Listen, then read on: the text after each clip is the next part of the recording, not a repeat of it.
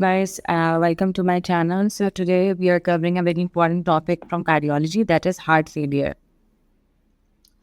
So heart failure is of two types: heart failure with reduced ejection fraction, that is usually the systolic heart failure, where the EF is 40% or less, and it can be 41 to 49% ejection fraction, and that is termed as a mildly reduced ejection fraction. So heart failure with mildly reduced ejection fraction. So the heart failure with reduced ejection fraction would be considered if the ejection fraction is less than 49 to 50%. So that would be the systolic dysfunction. On the other hand, we have heart failure with preserved ejection fraction, and it is the diastolic heart failure, and the ejection fraction is 50% or more. There are two kinds of heart failure, that is left-sided and right-sided according to symptoms. The left-sided heart failure, in the case of left-sided heart failure, there would be back pressure in the pulmonary system. So there would be pulmonary congestion and shortness of breath. And in the case of right-sided heart failure, there would be elevated venous pressure and peripheral edema, liver congestion. The systemic signs would be more common with the right-sided heart failure. And in the left-sided heart failure, there would be pulmonary signs. So what is the classical congestive heart failure? It is actually biventricular, where both the ventricles are affected and both systems coexist. Now, the management of heart failure with reduced ejection fraction is very important.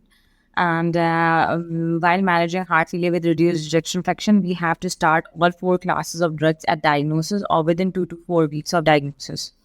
We have four kinds of drugs that are renin-angiotensin system inhibitors, which include angiotensin receptor inhibitor, neprilysin, and sacubitril plus valsartan, ACE inhibitor, and ARBs.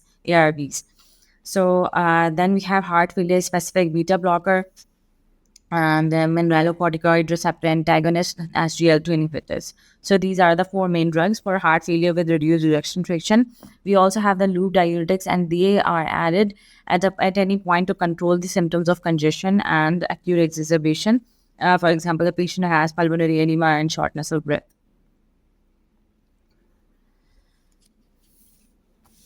So we have heart failure with reduced ejection fraction. First, we are going to see if the patient is congested or euvolemic. The patient is congested when he has the symptoms of congestion. So first of all, if the patient is congested, we have to first resolve the congestion issues with the help of furosemide, and beta blocker cannot be started until the patient is euvolemic. So beta blocker would be on hold until the patient is euvolemic. And if the patient is euvolemic, all four drugs are going to be started. And drugs are up-titrated every 2 to 4 weeks. In the case of angiotensin receptor inhibitors and beta blockers, and the mineralocorticoid receptor antagonists are up-titrated every 4 to 8 weeks. And within 2 to 3 months, we have to achieve the target dose, and in 3 to 6 months, we have to repeat the echo. If patient is already not on ARNI and left ventricular ejection fraction is less than 40%, so we are going to change ACE or ARB with the ARNI, right?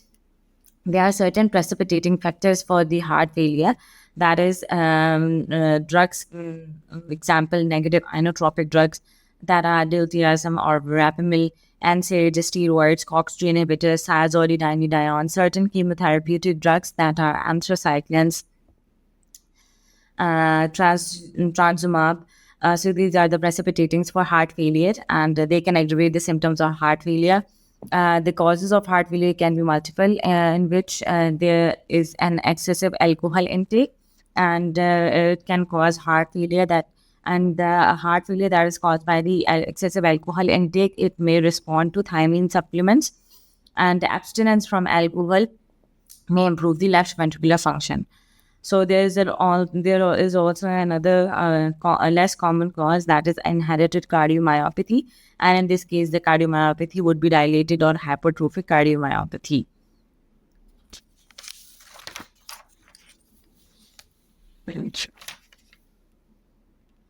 So there are two different managements in case of heart failure with preserved ejection fraction and heart failure with reduced ejection fraction. The 4 drugs, I would be covering these 4 drugs for the heart failure with reduced ejection fraction detail in the next video.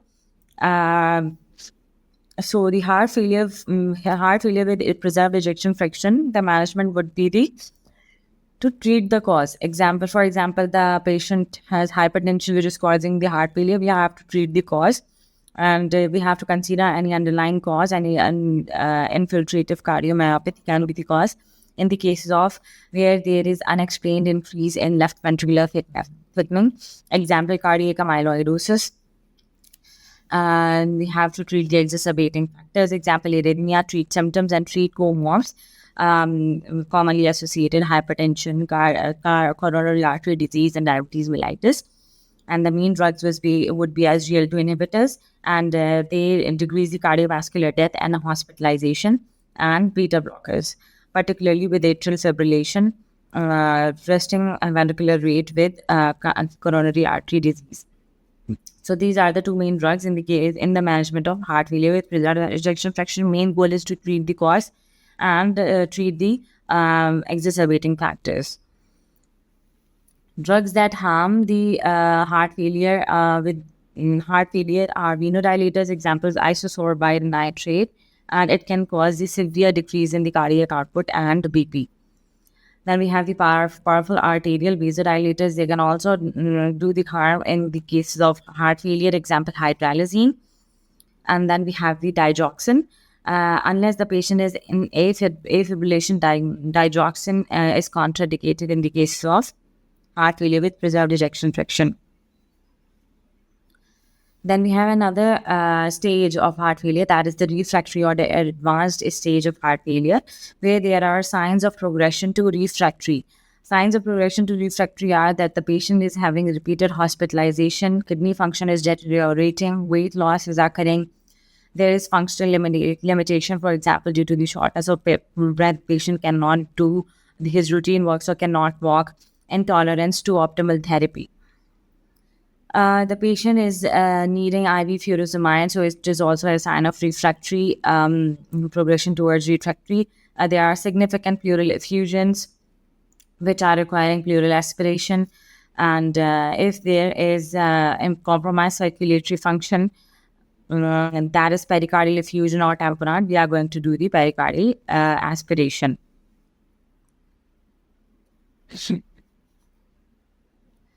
There are certain common issues encountered when we are managing heart failure. That is the transient asymptomatic decrease in blood pressure or rise in serum potassium and creatinine can occur when the patient is on drug therapy. So no change in treatment is needed until they are persistent. If hypotension is symptomatic, we have to consider the timing of the doses, and we have to change the timing of the doses taken.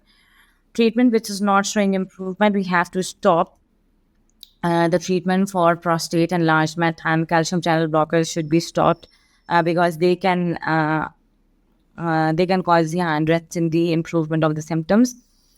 Kidney function deteriorating because of certain drugs. So if the kidney function is deteriorating, we have to hold the loop diuretic, stop NSAID if the patient is taking it, and decrease the dose of renin-angiotensin system inhibitors and the mineralocorticoid receptor antagonists. If the patient has hyperkalemia, ensure that the patient is not taking any supplements that is causing hyperkalemia. And if the potassium is more than 5, we have to withhold the mineralocorticoid receptor antagonist.